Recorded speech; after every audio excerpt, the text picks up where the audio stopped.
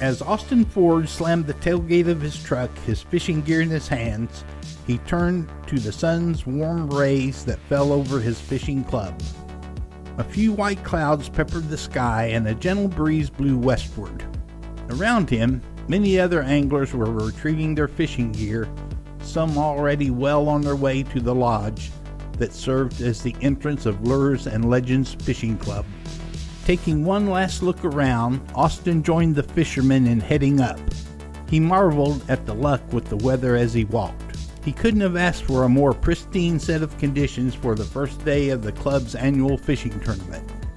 Austin considered himself a seasoned fisherman, practically growing up with a rod in his hands, and casting was as automatic as breathing for him these days. An avid fisherman, he still got excited by the sport, but the anxious anticipation still crept in when he considered this would be his first fishing tournament. This was an unusual format for a fishing tournament, a 2-day event, pond fishing from the bank with cut or prepared bait. Austin had his grandfather's secret recipe and was excited to see how it would perform against the competition. Austin only recently joined the club, largely because of the prospect of competing in this tournament. He had not shared it with his friends, but winning a fishing tournament was a lifelong dream. As he reached the doors and entered the main reception area, he quickly headed to the registration line. Not everyone in the crowd was there to participate, it seemed. Many were just mere spectators. He couldn't blame them. After all, had he not been a member, he would gladly spend a Saturday watching other fishermen practice their craft. After he registered, he headed out the back door of the lodge towards the large pond, passing by an overexcited employee who just had to tell everyone that the fish stock was ample on this fine morning. Austin shot him a halfway smile, then headed towards the water's edge where the other participants were setting up for the day. As he walked, a short, rotund man with holes in his t-shirt and a dated cap on his head rumbled past and clapped Austin on the back. Then, with the voice of a 30-year-old smoker, said, "Looks like we got a real contender this year." A laugh escaped the short man as he passed Austin. Austin was fine with friendly banter. After all, it was typically part of a shared enthusiasm for the sport of fishing, though the vibe he got from this guy was not particularly friendly. Either way, he shook off the sudden jarring distraction and refocused on his excitement for the tournament. This was the dream, and he would stay focused on the task. Setting up at the edge of the club's pond, Austin looked around. The rotund man was 2 anglers down, near enough to have his annoying voice heard, but probably far enough to annoy those around him and not Austin. Austin unpacked his gear, and when he was ready, cast his first line and set it on his collapsible stool, carefully watching the water.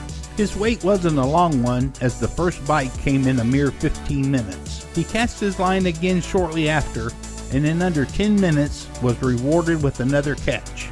The fisherman to his left scored a catch too, right about the same time, but the others seemed to be coming up empty for now. It was when Austin caught his third fish another 15 minutes later that the smiles and nods turned into groans and the underbreath banter toned with resentment.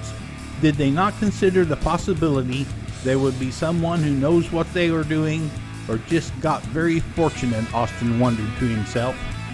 The older man to his right, who had yet to reel in a fish, stared him down for a minute and then, in an even tone, said, "Just my luck, parking myself here next to the star of the show."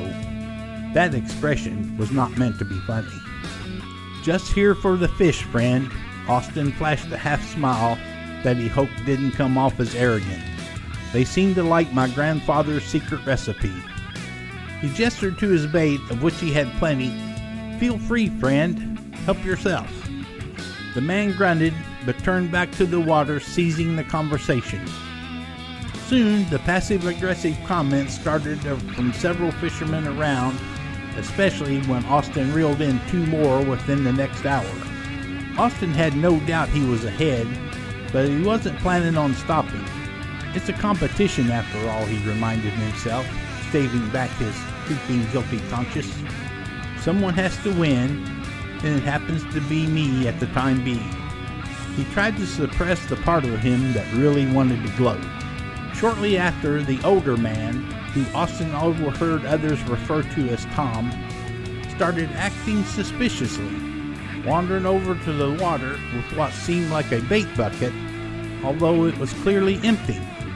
Up to this point, Tom managed to reel in only 3 fish. Then Tom turned the bucket over, holding it near the water, and started tapping on its side a little too loudly.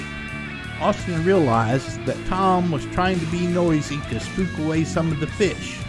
The underhanded maneuver would affect him too, but Austin got the sense that Tom didn't really care so much at this point.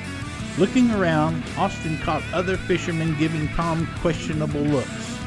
At these tournaments, maintaining a sense of tranquility and quiet was a no-brainer, since everyone benefited from fish being calm enough to approach the bait.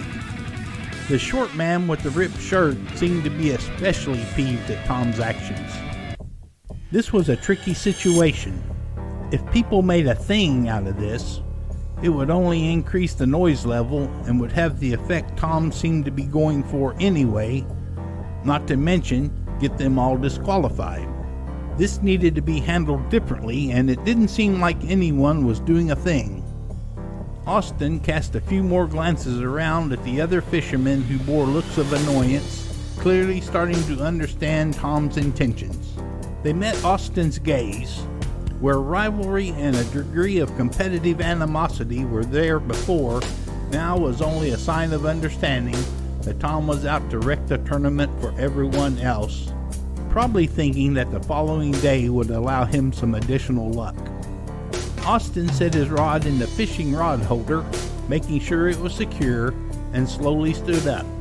The last thing he needed was to cause additional noise.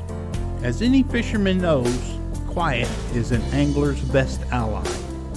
Fish are easily spooked by overstimulation, and noises, even outside of the water, send vibrations that disturb their surroundings. In other words, they would scatter and relocate to somewhere else in the pond where they felt safer. Austin slowly walked over to Tom, who was more aggressively tapping his bucket near the water's surface. Austin cast a glance at the short, overweight man with the ripped shirt from earlier and cocked his head to the side, shifting his eyes towards Tom.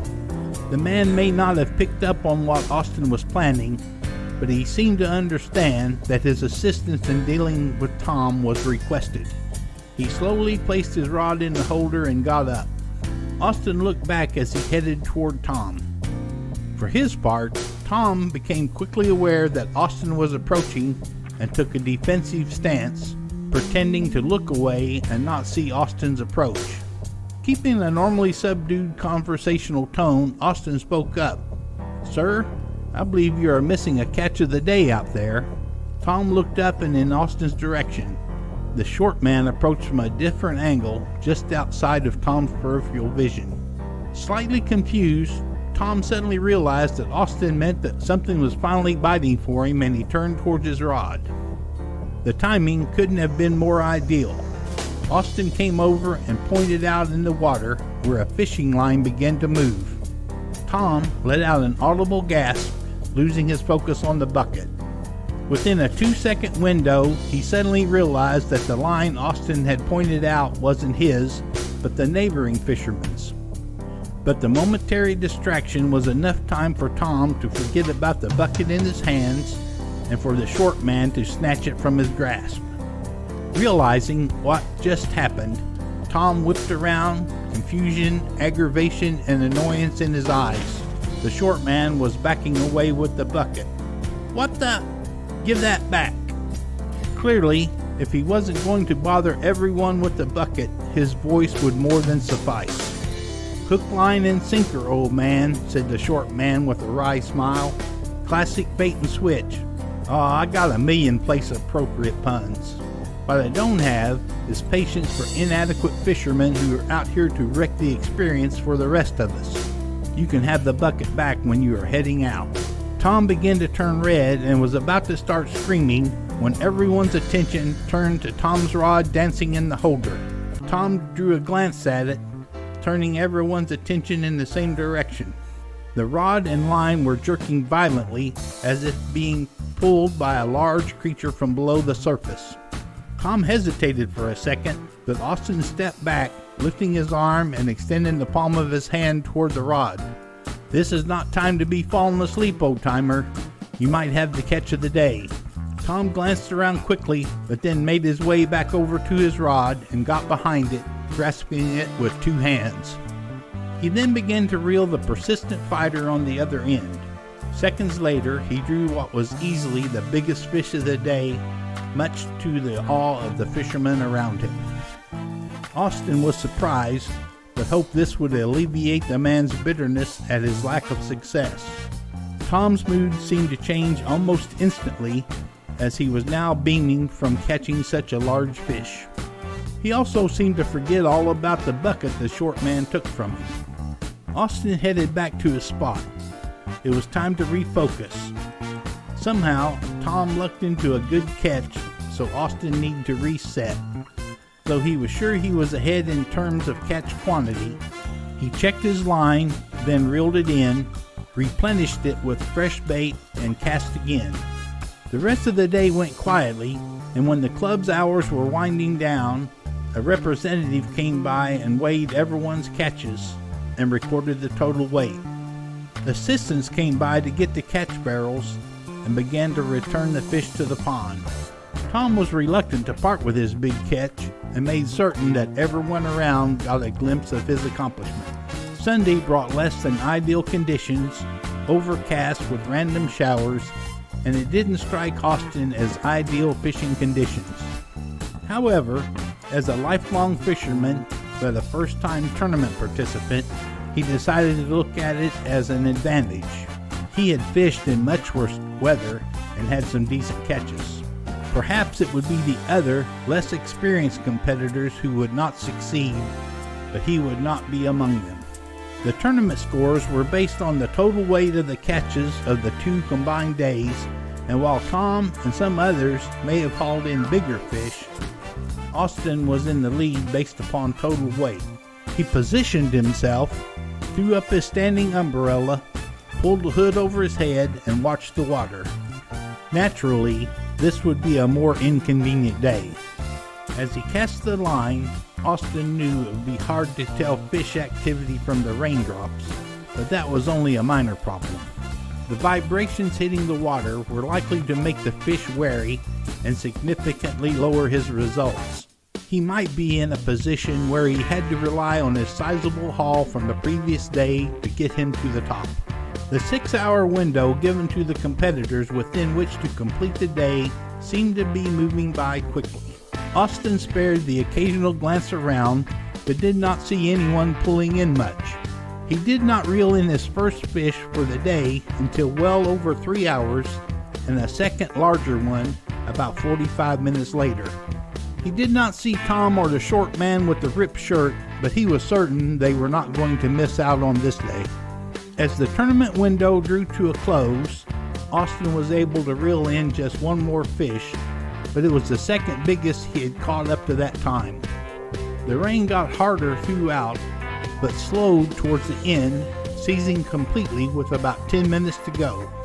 He caught glimpses of other fishermen pulling their lines in, and anxiety began to gnaw at him, but he decided to be optimistic. Once the tournament ended, the day's tallies were collected.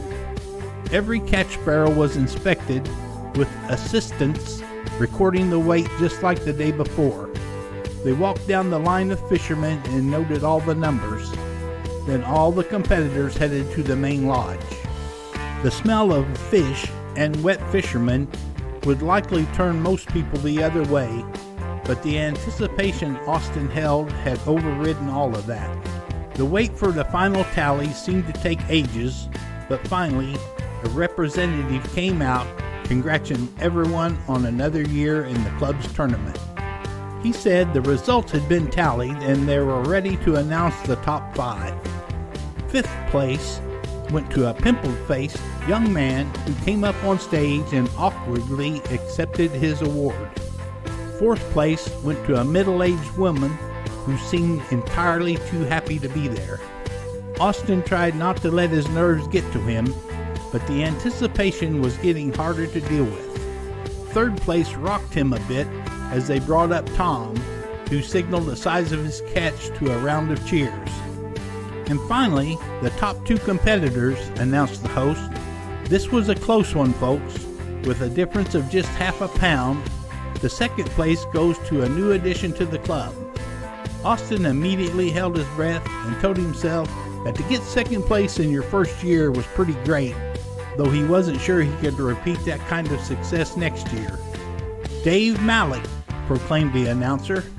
Austin let out his breath. Well, I guess he was not as proficient as he thought. And shockingly, the first place also goes to a newbie, Austin Ford. Everyone started looking around as Austin realized that his name was called, but no one knew who he was. When it dawned on him, he smiled and exhaled, heading to the front of the room. He was greeted with slaps on the back along the way, fist bumps, handshakes, and a round of audible "whoop." That was surreal for him, the first year, and he managed to eke out a win. He accepted his trophy on the small podium and raised it in the air, thanking everyone around. As everyone parted to go their ways, someone pushed an elbow into Austin's arm. "Not bad, kid. I almost had you, though." Austin turned to see Tom smiling with his third place trophy. "Next year it's mine, though." He clapped Austin on the shoulder and walked away to celebrate.